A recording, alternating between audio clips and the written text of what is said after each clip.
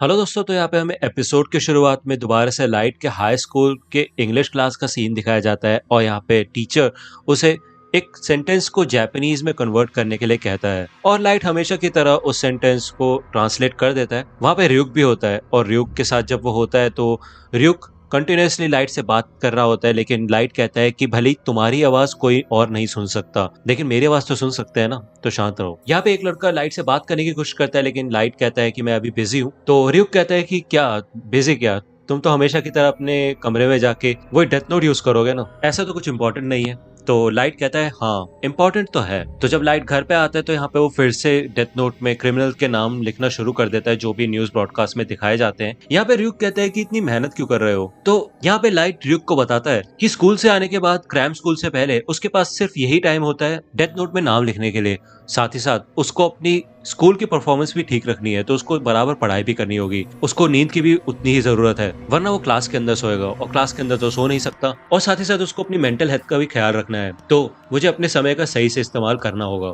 लेकिन तभी लाइट की बहन सायु दरवाजा खटखटाती है और उसे अपने होमवर्क में लाइट की मदद चाहिए होती है, जिसके बाद लाइट जल्दी से डेथ नोट को बंद करके उसके ड्रॉअर में रख देता है और अपनी बहन को अंदर बुला लेता है। यहाँ पे ryuk लाइट को बोलता है कि अगर मैं तुम्हारी जगह होता तो ऐसा नहीं करता, क्योंकि तुमने वो डेथ नोट सबसे ऊपर वाली ड्रॉअर में रखी है और मैं तुम्हें बता दूं अगर कोई और उस डेथ नोट को टच करेगा तो वो भी मुझे देख पाएगा। तो यहाँ पे लाइट मन में कहता है कि ये शिनिगामी ये बात पहले नहीं बता सकता था और वो भी इतनी इंपॉर्टेंट चीज। लेकिन फिर भी लाइट शांत दिखने की कोशिश करता है और अपनी बहन की मदद करता है मैथ्स होमवर्क करने में। यहाँ पे हमें दूसरी ओर ICPO का सीन दिखाया जाता है, यानी कि इंटरनेशनल क्रिमिनल पुलिस ऑर्गेनाइजेशन। और यहाँ पे सारे देशों के ऑफिशियल्स बैठे होते हैं। मीटिंग की शुरुआत में ये डिस्कस किया जाता है कि एक ही हफ्ते में 52 क्रिमिनल्स की डेथ हुई है, वो भी सिर्फ हार्ट अटैक से। उनमें से एक ऑफिशियल बोलते हैं तो दिक्कत क्या है, वैसे भी इन सभी क्रिमिनल्स को उम्र कैद या फिर फांसी की सजा होने ही वाली थी, तो जो हुआ अच्छा ही हुआ। लेकिन दूसरा मेंबर कहता है कि ऐसा कैसे बोल सकते हो तुम, भले ही ऐसा होना था लेकिन इतने सारे लोगों को एक साथ मारना तो मर्डर ही हुआ। तो यहाँ पे इन सब लोगों के बीच में बहस हो जाती है। कुछ लोग कह रहे होते हैं कि ये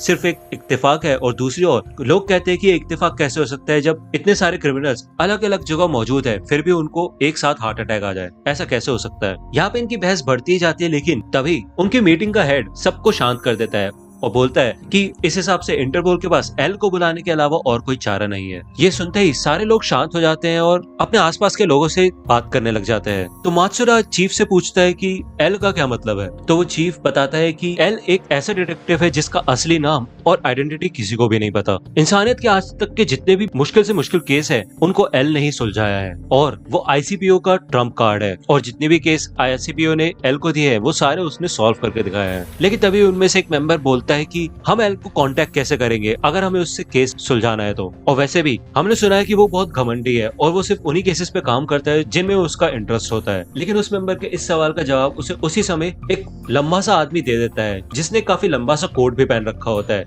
उसका चेहरा छुपा हुआ होता है और उसने एक हैट पहन रखी होती है। चीफ बताता है कि वो आदमी वातारी है और ICPO उसके जरिए ही एल से कांटेक्ट कर सकते हैं। वातारी बताता है कि एल ने पहले से ही इस केस पे इन्वेस्टिगेशन शुरू कर दी है। वातारी अपना लैपटॉप ओपन करता है और डिस्प्ले पे एल लेटर लिखा होता है। यहाँ पे हमें लैपटॉप से आवाज आनी शुरू होती है और वो आवाज भी नॉर्मल नहीं होती, एक तरीके से उस आवाज में डिस्टर्बेंस होती है जिससे कि एल की असली वॉइस कभी किसी को ना पता चले। वो अपना नाम बताता है कि मेरा नाम एल है। एल इंटरपोल के सभी मेंबर्स को बताता है कि मुझे ICPO की सब ऑर्गेनाइजेशन की मदद चाहिए होगी, खास करके जापानीज टास्क फोर्स, क्योंकि एल को शक होता है कि जो मास मर्डरर है वो जापान में ही रहता है। यहाँ पे हमें दिखाया जाता है कि लाइट और ryuk एक खंडर में होते हैं और लाइट अपनी नोटबुक को सुरक्षित रखने के लिए एक ट्रैप बना रहा होता है जिसमें आग लग जाती है। जब वो घर आता है तो वो अपनी ड्रॉअर ओपन करके दिखाता है, उसमें एक नॉर्मल सी डायरी रखी होती है। ryuk कहता है कि तुमने उसे छुपा दिया लेकिन चाबी भी लगी छोड़ दी तुमने। तो लाइट यहाँ पे ड्रॉअर ओपन करके दिखाता है और यहाँ पे एक नॉर्मल डायरी होती है। तो लाइट बताता है कि किसी को भी ये डायरी अगर मिलेगी और ड्रॉअर अगर अनलॉक है तो सबको यही लगेगा कि मैं यही छुपा रहा था, तो उसके बाद वो और ताकाझाकी नहीं करेंगे। लेकिन डायरी के नीचे डेथ नोट की छुपाने की असली जगह है, जिसको खोलने के लिए बॉल पॉइंट पेन के रिफिल का इस्तेमाल किया जा सकता है। ड्रॉअर के नीचे मौजूद छेद में अगर वो बॉल पॉइंट पेन की रिफिल डाली जाएगी तो वो फॉल्स बॉटम उठाया जा सकता है। अब यहाँ पे हमें दिखाया जाता है कि लाइट ने कनेक्शन सेटअप कर रखा होता है डेथ नोट को छुपाने के लिए, लेकिन वो सर्किट पूरा नहीं होता क्योंकि ड्रॉअर का फॉल्स बॉटम और रिफिल की मदद से उसमें इंसुलेशन पैदा होता रहता है, यानी कि वो सर्किट पूरा नहीं हो पाता। लेकिन अगर कोई भी ऊपर से उस फॉल्स बॉटम को पहचान के उठा भी ले तो वो सर्किट पूरा हो जाएगा और डेथ नोट में उसी समय आग लग जाएगी। और अगर कोई पूछेगा तो मैं बोल दूंगा कि मैं अपनी असली डायरी छुपा रहा था और मैं नहीं चाहता था कि वो कोई पढ़े। और तुम तो समझ ही सकते हो, जेल जाने से अच्छा है कि थोड़ी सी आग ही झेल ली जाए। यहाँ पे हमें दिखाया जाता है कि और भी कई सारे क्रिमिनल्स हार्ट अटैक से मरते हैं और लोग लाइट को कीरा के नाम से जानने लग जाते हैं। लेकिन न्यूज रिपोर्ट्स में अभी भी अथॉरिटीज यही कहती है कि ये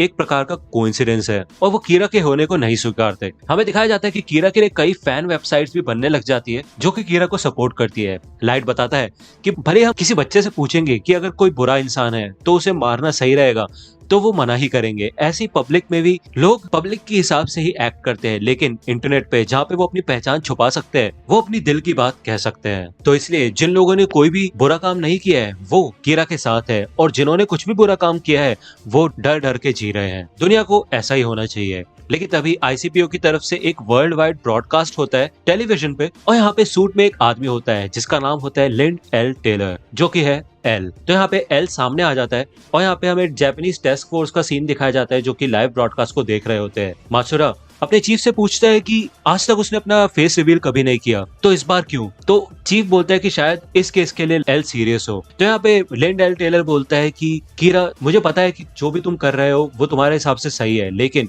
असलियत में तुम एक क्राइम कर रहे हो। तुम्हें लगता है तुम इंसाफ कर रहे हो, लेकिन जो तुम कर रहे हो वो गलत है और तुम बुरा कर रहे हो। तो यहाँ पे जैसे ही लिंड एल टेलर कीरा को इविल बोलता है तो यहाँ पे लाइट काफी ज्यादा गुस्सा हो जाता है और वो गुस्से में लिंड एल टेलर का नाम डेथ नोट में लिख देता है और कहता है कि अगर तुम थोड़े और स्मार्ट होते तो मजा आता, लेकिन तुम्हारी कहानी आज यही खत्म होगी। तो 40 सेकंड बाद लिंड एल टेलर गिर जाता है और उसको हार्ट अटैक आता है। उसको कैमरे के सामने से ले जाया जाता है, लेकिन तभी स्क्रीन यहाँ पे एल साइन पे शिफ्ट हो जाती है, जिसे देख के लाइट थोड़ा शॉक हो जाता है। यहाँ पे हमें एल की आवाज सुनाई जाती है जो कि फिर से डिस्टर्बेंस के साथ होती है और एल कहता है कि इसका मतलब तुम बिना उस जगह मौजूद हुए वहां पे किसी को भी मार सकते हो, लेकिन तुम ऐसा करते कैसे हो? अगर मैंने ये अपनी आंखों से नहीं देखा होता तो शायद मुझे इस बात पे यकीन भी नहीं होता। और यहाँ पे एल लाइट को चैलेंज करता है कि अब मुझे मार के दिखाओ। तो यहाँ पे लाइव ब्रॉडकास्ट चल रहा होता है तो लोग भी कहते हैं कि ये तो कीरा वर्सेस एल हो रहा है और ये एक लाइव मर्डर चल रहा है। लोग कीरा को कहते हैं मार दो कीरा, लेकिन यहाँ पे क्योंकि लाइट बिना किसी नाम और चेहरे के नहीं मार सकता तो वो बस खड़ा होकर देखता रहता है। तो यहाँ पे